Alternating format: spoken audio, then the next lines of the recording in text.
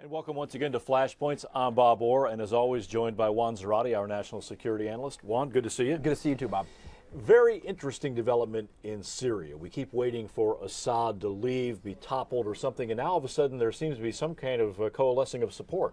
Well, what you have is the Arab League forging a deal with Assad on Wednesday, and the deal is basically a list of demands to the regime to stop the violence, pull the tanks and the troops from the cities, to let the political prisoners go free, to allow observers and the media in, and to begin a real dialogue with the opposition. Those are the four key conditions that they've set forth and that Assad has reportedly agreed to.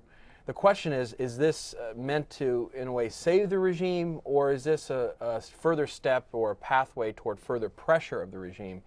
But the reality on the ground doesn't suggest that Assad is really serious about this. Killings in homes just over the last 24, 48 hours suggest that he's not going to stop the repression that we've seen over the last few weeks and months. And there's a real level of skepticism, including from the administration, the U.S. administration, that this is not a real deal and that Syria is simply using the diplomacy to string things out and to allow Assad to survive. And so it's a real question here as to whether or not this is a real diplomatic opening or just another ploy by the Assad regime to try to survive. So from Assad's standpoint, this could be a ploy, as you suggested might be, but why would the Arab League be able to be played like that? I mean, wouldn't they know that unless this is enforceable, it doesn't look like much more than window dressing? Well, it's hard to read the Arab League because if you read the Qatari foreign ministry, the Qataris have sort of taken the lead for the Arab League in pronouncing the conditions and talking about this. They're starting to take a tougher line, and they've started to talk about, as we discussed on Flashpoints, excluding Syria or kicking them out of the Arab League. But there's also a sense within the membership that they want to reduce tensions, and they don't want to see the violence escalate. Because one of the things, again, as we've talked about here, one of the things that you're seeing in Syria is an escalation of the violence from the protesters as well. And so there's a real sense that there could be an outbreak of sectarian and civil warfare in Syria itself. And people, in particular the Sunni Arab states, want to make sure that doesn't happen. That said, there's a real question here. What happens at the 2-week deadline if Assad isn't really doing anything that he promised? Or is there any teeth to this? And the reality is there isn't an or else component to this deal. And I think that's really the tough part for not only the Arab League, but also for the United States, which has taken a bit of a back seat here to the Arab diplomacy. I mean, it seems like this deal could be an escape hatch for Assad to get rid of this mess that's developed if he wanted to use it. But then it'd have to comply. That's right. And I think, the creative, crafty thing that you might see from the regime in Damascus is taking some steps to demonstrate that they're taking it somewhat seriously, maybe some photo ops with some opposition figures, maybe some talks, withdrawing troops maybe in some of the cities while repressing others, letting a couple of political prisoners out. And so you can see how you could play this in a very creative way, and Assad saying, look, we are moving toward the goals of the agreement. But the reality is, unless the international community has some bite to this, unless they can, for example, demonstrate that lack of adherence to this deal will lead to some further UN sanctions, that the objections from Russia and China will be lifted, maybe Turkey will be more aggressive in its economic sanctions. Unless you have things like that, or even the possibility that military option could be on the table, which has been taken off the table to date.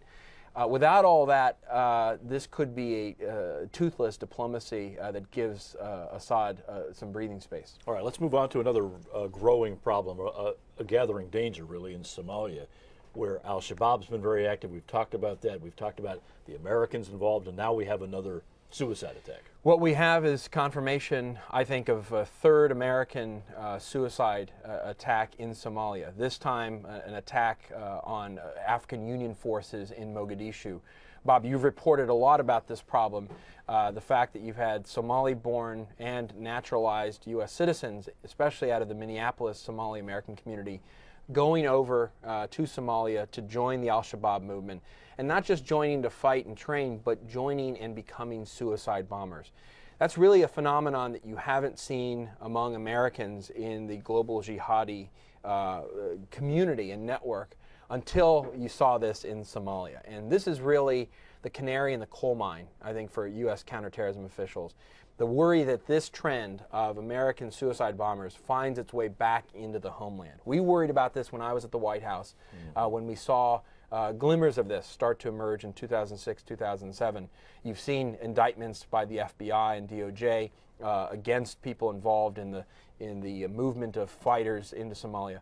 But this is really the most dangerous signal that there is a potential problem here. When Americans go abroad and engage in suicide attacks, the real question is, do they turn their sights back to America and to fellow citizens and use those same tactics? Many of the families of the people who've gone over there have said that their sons were motivated about nationalistic causes. They were going there to fight the nationalistic cause.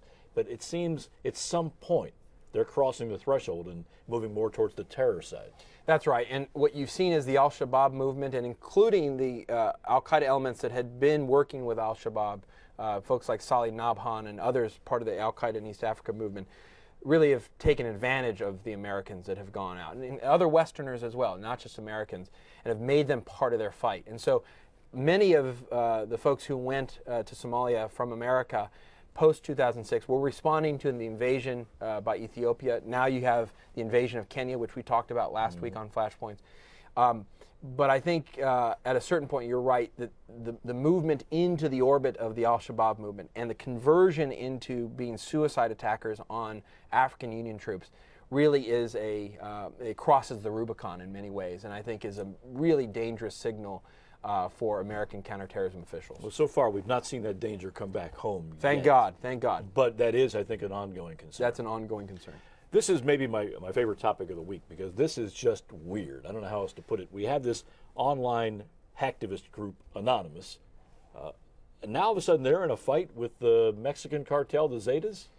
This is remarkable.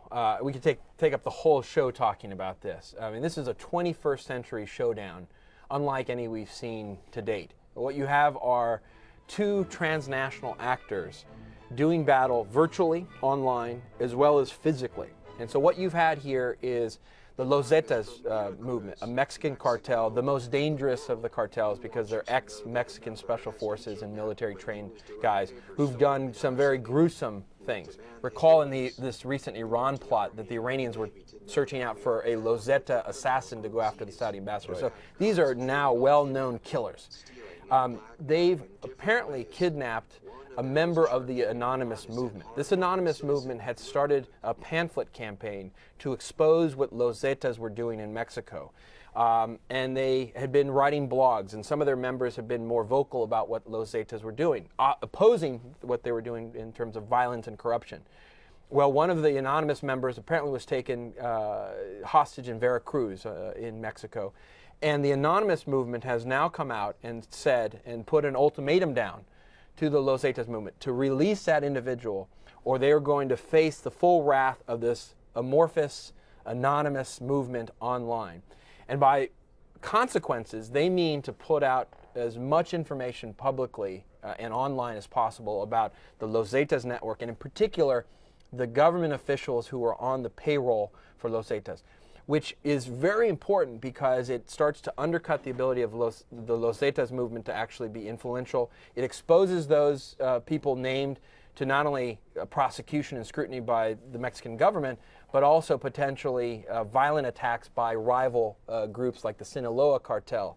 And so you have a 21st century showdown in the virtual space that then meets the real world. And if by tomorrow you don't see somebody released by Los Zetas, this individual who's part of this group, I suspect you're going to see some of these public actions by the Anonymous network. This is amazing. The Calderon government for 4 years or more has been trying to fight these cartels with guns and police and troops, and now we have some cyber hackers essentially taking them on directly? It's an amorphous network that uses information to their advantage.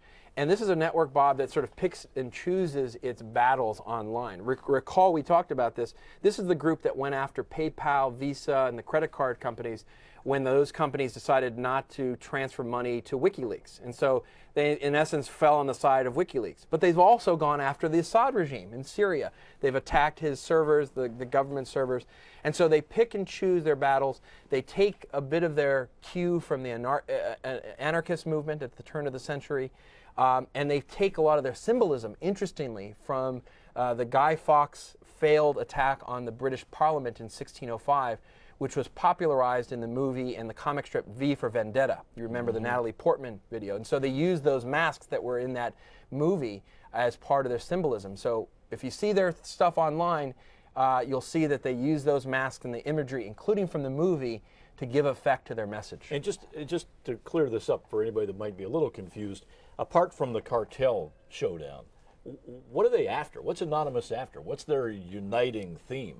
Well, their uniting theme is to not have a uniting theme. In some ways, it's to be an activist online for causes that they think are important. What those causes are can be amorphous. And that's why I say, are they good guys or bad guys?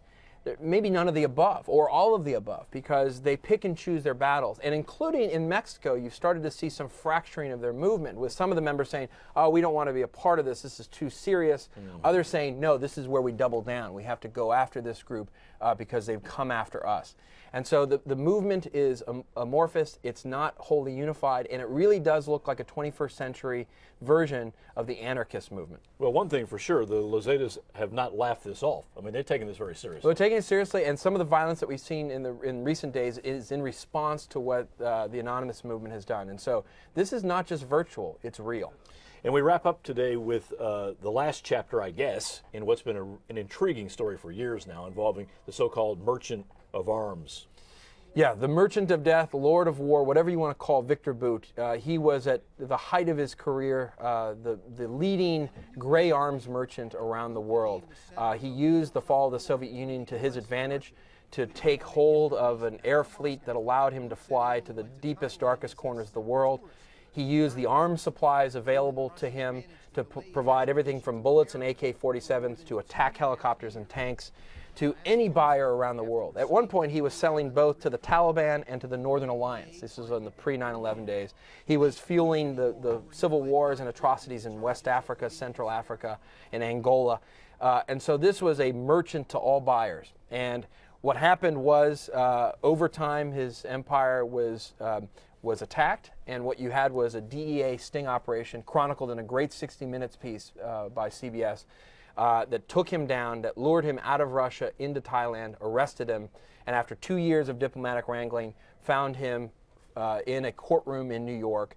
And just this week, yesterday, he was convicted on all 4 charges and faces life in prison in the United States. It's really remarkable that this guy, who was involved in so many atrocities around the globe, could be brought to justice, and we've seen this kind of play out. That's right. He was for many years considered untouchable. 2 decades where he was wanted by authorities around the world for his sanctions evasion, for fueling conflict, for criminal activity, corruption. But he was eventually captured based on a very creative sting operation by the DEA, where he thought he was selling arms, millions of dollars worth, to the Colombian terrorist group, the FARC, to kill Colombians as well as Americans. And it was in that trap, that web, that the DEA caught him and brought him to justice in the United States. So this might be the last chapter for Viktor Bout. Let's hope. His 15 minutes are up. That's right. Okay. Juan, thanks as always. Thank you, Thanks Bob. to you for watching Flashpoints. We'll see you again here next time. I'm Bob Orr. Have a good day.